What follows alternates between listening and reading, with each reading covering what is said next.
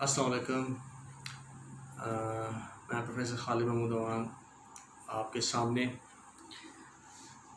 उम्मीद करता हूँ कि फोर्थ ईयर की क्लास जो हमारी 18-22 का सेशन है सारी बहुत अच्छी होगी। आप लोग आजकल अपनी हॉलीडेज़ एंजॉय कर रहे हैं जो कोरोना वायरस की वजह से प्री एडवांस में हो गई थी। तो अब government of Punjab HED department ने डिसाइड किया है कि हम लोग आपकी कुछ ना कुछ पढ़ाई को स्टार्ट करें ऑनलाइन क्लासेस की शक्ल में, ताकि वो जो एक सिलसिला था क्लासेस का जो मुनक़दा हो गया था उसको जो दोबारा से शुरू किया जाए।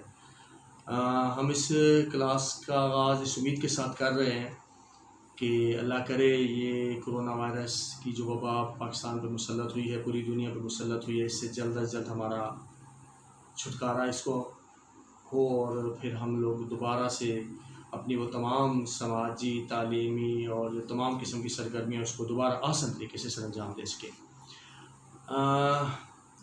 गो कि इस ऑनलाइन क्लासेस में उस तरह की लर्निंग तो नहीं हो सकेगी, लेकिन फिर भी HED ने की हिदायत के मुताबिक हमने इसको स्टार्ट करने का इरादा किया है और इनिशिएटिव लिया प्रिंसिपल साहब ने, बाकी दोस्तों के तावन के साथ हम काम करने जा रहे हैं।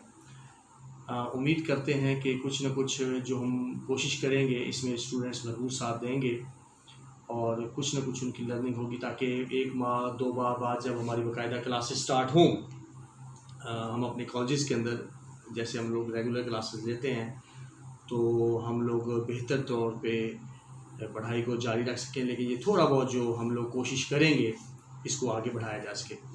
अच्छा, जैसे कि आपको पता है कि फोर्थ ईयर में आपका जो फोर्थ सेमेस्टर है आपके उसका पेपर मुझे पढ़ाने के लिए दिया गया है। ये पिछले साल जो पिछला सेशन था, जो पिछली क्लास थी, उसको भी मैंने पढ़ाया था और अब दोबारा मुझे असाइनमेंट दी गई है दोबारा आपको 18-22 का जो सेशन है इसको ये क्लास लेने की, ताकि स्टूडेंट्स को जो है वो मैं पढ़ाऊँ।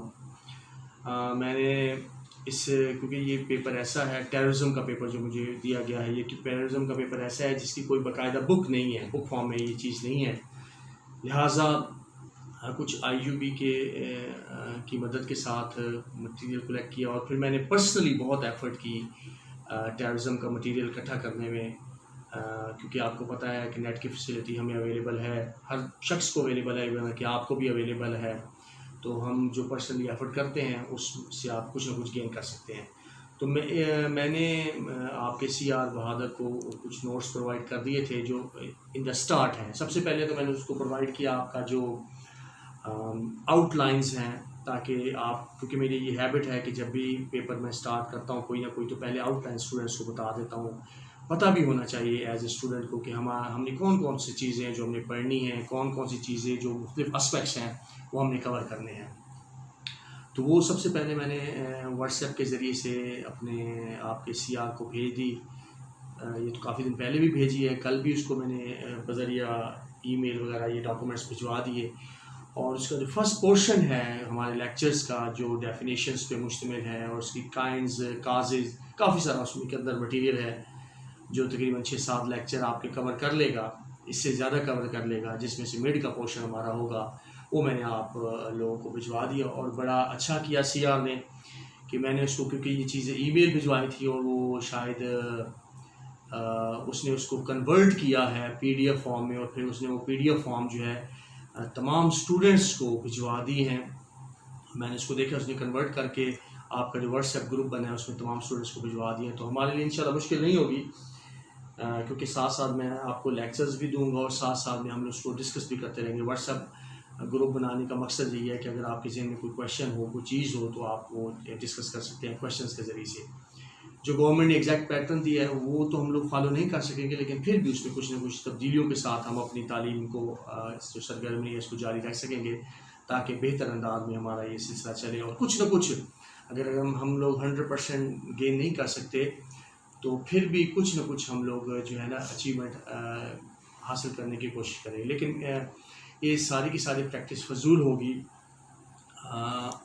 जब तक आप खुद वीडियो नहीं देखेंगे, जब तक ये लेक्चर नहीं देखेंगे, ख़ास तौर पे ख़ुद जब तक पढ़ेंगे नहीं। आप खुद जो मैंने आपको मटेरियल डिलीवर किया आप उसको पढ़ें, जो चीज़ आप समझ नहीं आती आप मुझसे टेलीफोनिकली रब्ता करके ऑनलाइन के ज़रिए से तो नहीं, वो जो व्हाट्सएप का तरीक़ाकार है उसके ज़रिए से आप जो है वो मुझसे क्वेश्चन आंसर कर सकते हैं, हम उसको डिस्कस कर सकते हैं। In the start of your session, जब ये सेशन का जो पिछले सेशंस हैं उनमें हम लोग आप लोगों को कंपनसेट करते रहे हैं, लेकिन जैसे जैसे स्टडीज़ आगे बढ़ती जाएंगी वो कंपनसेशन का सिलसिला अब नहीं होगा। हम तवक्को करेंगे कि आप अगर 2 साल होने वाले हैं तो इस 2 सालों के बावजूद भी अगर आप अपनी पढ़ाई में संजीदा नहीं हैं और अपनी स्टडीज़ की तरफ तवज्जो नहीं देंगे तो हमसे भी आप तवक्को अब ना रखिएगा कि हम आपको फेवर करेंगे। ये मैं इसलिए बात कर रहा हूँ कि अगर हम लोग अपनी पार्ट से कुछ मेहनत करके आपको अच्छा सा पढ़ाने की कोशिश करते हैं तो आपका भी काम है कि ज़िम्मेदारी का मुजाहरा करें। हाँ, ताली एक हाथ से नहीं बजती, हम भी कोशिश कर रहे हैं और जब तक आप कोशिश नहीं करेंगे तो हम लोग स्टडीज़ को बेहतर अंदाज में नहीं चला सकेंगे। तो दोबारा अपने पेपर की तरफ आते हैं। जैसे को पता है आपको एक टेररिज्म का पेपर है और टेररिज्म का पेपर शायद पुराने जो सिलेबसेस है उसमें शामिल नहीं था, इसको नए सिलेबसेस में शामिल किया गया है। जैसे कि पता है कि एक नया फिनोमेना डेवलप हुआ है, तो पुराना ही, लेकिन इसको हमने नया इसलिए कह रहा हूँ कि जब 9/11 का वाक़या हुआ अमेरिका के में तो उसके बाद एक ख़ास किस्म की वेव चली टेररिज्म की। तो मुख्तलिफ स्कूल ऑफ थाट ने इसके बारे में सोचना शुरू कर दिया, बाकायदा इसके ऊपर किताबें लिखी गई, इसके ऊपर मटेरियल लिखा गया ताकि हम लोग टेररिज्म जो पूरी दुनिया में फैला, चाहे वो कोई अमीर मुल्क था, चाहे वो गरीब मुल्क था, चाहे वो डेवलपिंग था, चाहे वो डेवलप था, तमाम लोग जो है इससे मुतासर हुए। तो उसके ऊपर बहुत सारा काम हुआ है ताकि ये जो टेररिज्म की जो एक आफत दुनिया में मुसल्लत हुई मुख्तलिफ अशकाल की शक्ल में, इसको काउंटर किया जा सके, इसको ख़त्म किया जा सके। तो इस पेपर को पढ़ाने का मकसद भी यही है कि as a student of political science आप लोगों को इल्म होना चाहिए कि क्या क्या काजेज़ हैं। पहले तो मैं आउटलाइन की शक्ल में आपको थोड़ा सा बताता हूँ ताकि वो बातें हम लोग ज़हन में रख सकें। सबसे पहले तो हम लोग टेररिज्म को देखेंगे कि टेररिज्म है क्या। मैंने बड़ी डिटेल के साथ तकरीबन जब आप मटीरियल देखेंगे तो तकरीबन 3-4 सफ़े कलेक्ट किए हैं डेफिनेशंस के, जिसको क्योंकि आज का जो लेक्चर है ये सिर्फ और सिर्फ आउटलाइन पे मबनी है कि हम देख सकें कि हमारे कोर्स के अंदर कौन सी चीज़ें शामिल हैं। इंशाल्लाह नेक्स्ट जब लेक्चर होगा, कल वाला लेक्चर, तो उसमें हम लोग टेररिज्म की डेफिनेशंस को बाकायदा पढ़ेंगे भी सही और उसको डिफ़ाइन भी करने की कोशिश करेंगे, उसको एलाबोरेट करने की कोशिश करेंगे कि क्या क्या उसके डिफरेंट एस्पेक्ट्स हैं। तो जो सबसे पहले जो चीज़ें शामिल की गई हैं आपके टेररिज्म के पेपर के अंदर, मैंने आपको जो इसका फर्स्ट एक पिक्चर भिजवाई थी व्हाट्सएप के ज़रिए से भी और ईमेल के ज़रिए से भी, जिसमें टेररिज्म को हमने 2 हिस्सों में जो टॉपिक्स हैं डिवाइड किए थे। कुछ हिस्से के अंदर मिड टर्म थे और दूसरे हिस्से के अंदर फाइनल टर्म। तो जो फर्स्ट हिस्सा है उसमें ये सारे के सारे तो नहीं हो सकेंगे, लेकिन फिर भी हम कोशिश करेंगे कि तकरीबन जो है वो 5 से 6 टॉपिक जो अच्छे ज़ख़ीम टॉपिक्स हैं जिससे टेररिज्म का जो पेपर है या जो टेररिज्म के कंसेप्ट्स हैं वो समझने में हमें मदद मिलती है, वो बच्चों को सारे के सारे समझ आ जाए। तो इस उम्मीद के साथ मैं थोड़ा सा आगे आपको थोड़ी सी एलैबोरेशन देना जा रहा हूँ कि आप लोग दिलचस्पी लेंगे। और जैसे आपको मेरी हैबिट्स का पता है कि मैं पूरा का पूरा सिलेबस पढ़ाता हूँ और आपसे भी ये तवक्को करता हूँ, क्योंकि मैंने अब नेक्स्ट टाइम जो है कि आपसे जैसे मैंने बताया और रियायत वाली जो बात है वो इंशाल्लाह अब नहीं होगी। क्यों, ताली जैसे एक हाथ से मैंने कहा नहीं बजती, तो मैं तो अपनी तरफ से भरपूर कोशिश करूँगा आपको पढ़ाने की और मैं हमेशा क्वेश्चंस भी वही आपसे एग्ज़ाम के अंदर पूछता हूँ जो मैंने पढ़ाया होगा। तो जब तक आप सारा कुछ पर्सनली स्टडी नहीं करेंगे तो आपको जो है ना वो मार्क्स रिवार्ड नहीं किए जाएंगे। तो हमेशा से मैं कहता हूँ स्टूडेंट्स अपना फ्यूचर खुद बनाते हैं, तो अगर आप लोग एफर्ट नहीं करेंगे तो उसका भी आपको कोई फ़ायदा नहीं होगा। जस्ट थोड़े नंबर लेके पास होना वो कोई तीर मारना नहीं है, वो कोई कारनामा नहीं है। तो दोबारा टॉपिक की तरफ आते हैं। सबसे पहले हम लोग इंट्रोडक्शन में मैंने बताया कि हम डेफिनेशंस, जब आप ये लेक्चर देखिएगा तो या जब आप आपके सामने आप रख लेंगे वो इसका आउटलाइंस, ये जो मैंने आपके सामने आपको एक पेज दे रखा है आउटलाइन का, ताकि आप इसको एक दफ़ा पढ़ लें, साथ साथ देखें कि कौन कौन सी चीज़ें हैं। तो जब भी मैं पढ़ाऊँगा आपको, आप अपने वो जो नोट्स है, क्योंकि मैं नोट्स के बगैर नहीं पढ़ाऊँगा, नोट्स आप अपने सामने रखेंगे ताकि आपको रीडिंग करने में समझने में वो आसानी हो।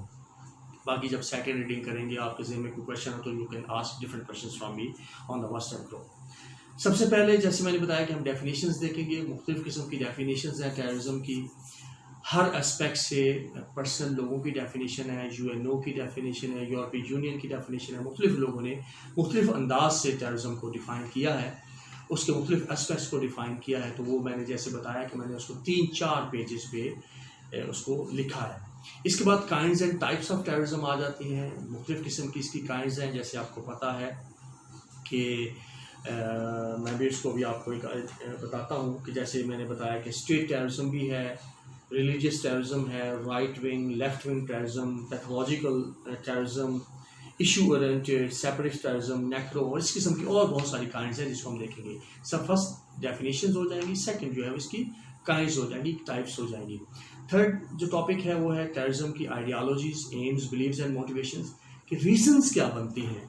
रीजन से मुराद ये है कि वो कौन कौन से फैक्टर्स बनते हैं, वो कौन कौन सी मोटिवेशंस होती हैं जो मुख्तलिफ लोगों को टेररिस्ट बनाती हैं और उनको इस बात पे मजबूर करती हैं कि हम टेररिस्ट एक्टिविटीज़ करें। और वो भी उसी में भी जैसे सबसे पहले रिलीजियस टेररिज्म है, जिसमें आपको पता है जैसे कि ये अफ़गानिस्तान के अंदर मामला थे, जो 9/11 का वाक़या था, उसके पीछे जो फंडामेंटलिस्ट थे या कोई एक्सट्रीमिस्ट थे जो हार्ड लाइनर थे, या जैसे हिंदू आइडियलिज़म है, जैसे RSS की फ़िलासफ़ी है, जैसे यहूदियों का एजेंडा है। तो ये मुख्तलिफ़ किस्म की जब रिलीजियस को बिलीव बनाकर इंतहा पसंदी का शिकार होकर लोग टेररिज्म करते हैं, तो ये रिलीजियस बेस करता है। फिर इकनॉमिक फैक्टर्स होते हैं कि जब एक माशी मामलात जो हैं लोगों को टेररिज्म करने पे मजबूर करते हैं, तो इसको भी हम लोग देखेंगे जब इसको डिटेल के साथ पढ़ेंगे। इसके बाद पॉलिटिकल फैक्टर्स हैं, जब पॉलिटिकली मोटिवेटेड हो के मुख्तलिफ ऑर्गेनाइजेशन, मुख्तलिफ ग्रुप्स, कुछ लोग पर्सनली इस एजेंडे को फॉलो करके इसको आगे बढ़ाने